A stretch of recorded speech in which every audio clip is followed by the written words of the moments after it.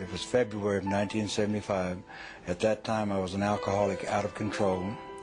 I was also using recreation drugs, but primarily alcohol was my drug of choice. And I totally was out of control.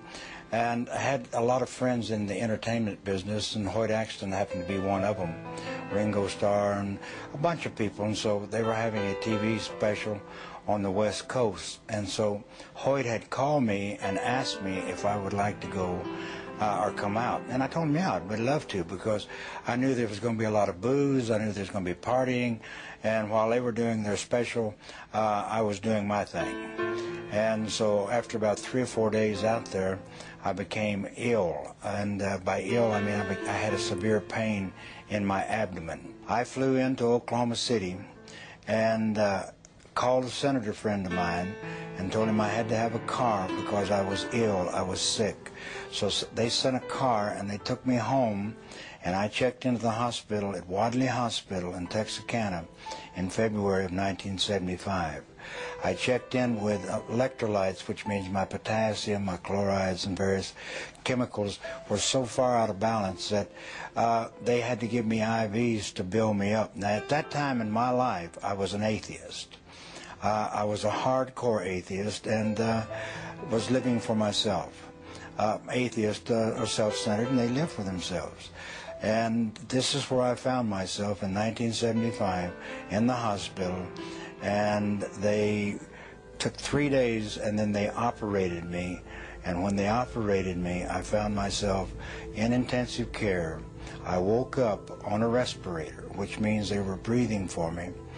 I couldn't speak, but I had been laying there in a coma, and I had heard these people talk about how sick I was and how I was going to die and how I wouldn't get out of the hospital.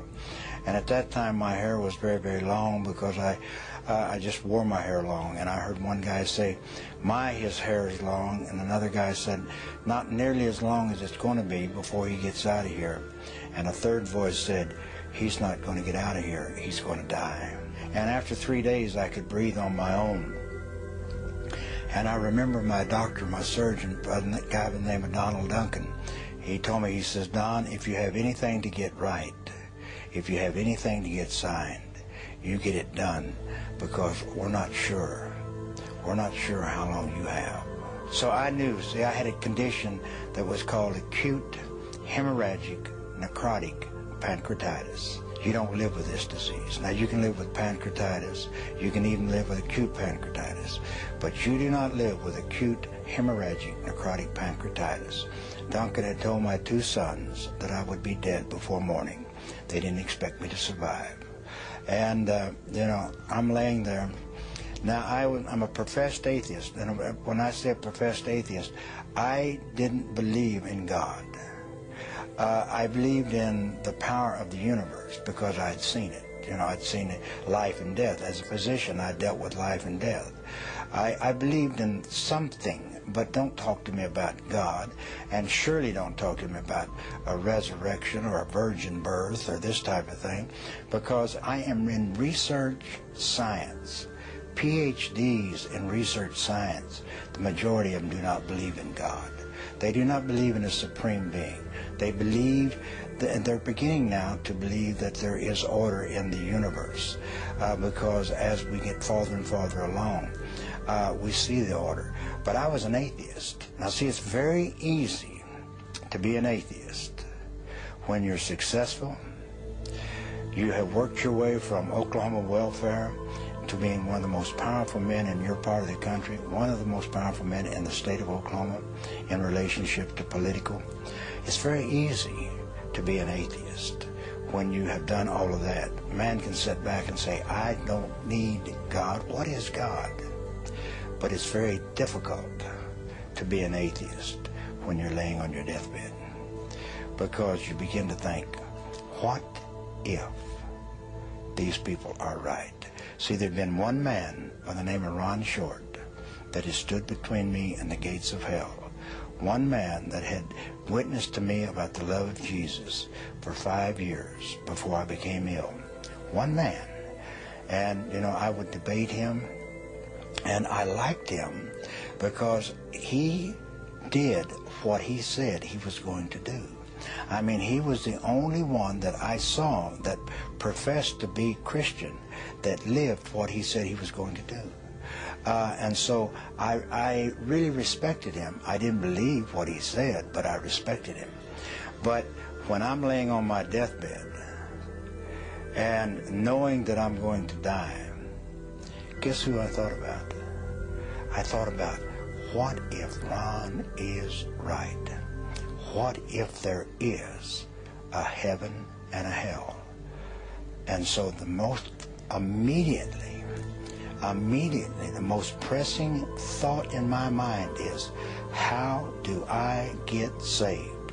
What is saved? What is saved? How do I get saved? And so I sent them for Ron Short. I wanted him to come down because I wanted him to do what he had to do. I had no idea. How can a man hanging on a tree in Israel 2,000 years ago, what is that to me? But I knew that he had something that I had to have. And that night, see, I had him go for Ron, but Ron wasn't home. Ron was in Alabama. And so I had him go and send for Ron. And that night was the longest night that I've ever had in my entire life, before or since. And that night is, as I would be laying there in bed, as I'm laying there in bed, I would begin to fade away. I would begin to fade away, and as I would fade away, I would begin to go down. Now, it was like darkness. It was so dark. It was like the very darkness just penetrated into your very, very being. And as I left, and I can tell you I left my body, because I remember when I came back into my body. You know, I don't know where I was out of my body. Now, there are people that talk about a light. There are people that talk about floating above. There are people that talk about a feeling of warmth and love. I didn't feel any of that. I felt none of that. I felt untold terror. Untold terror. Because I knew that if I ever went all the way, if I slipped all the way, I would never get back. Now, in my beings of beings, I knew that. And so I fought all night long. They told me later on, I not only pulled the mattress cover off of the mattress, I pulled the mattress up on me because I had to stay. I had to wait. I had to wait till Ron got there. Whatever he had to do, I had to wait. But I would, again, and then I would leave, and I would be going down like a deep, deep, dark terror. Now, my skin began to get cold. Now, it's not like cold when you walk out into the air. It's like bone-chilling cold in my lower extremities. And you can feel the coldness begin to come up the legs. And again, I would begin to leave. Now, and I would be in that darkness, and I'd be in that void. And I remember one time entering back in my body, because when I entered my body, it was like, just like that. I felt my body thud. My physical body thud.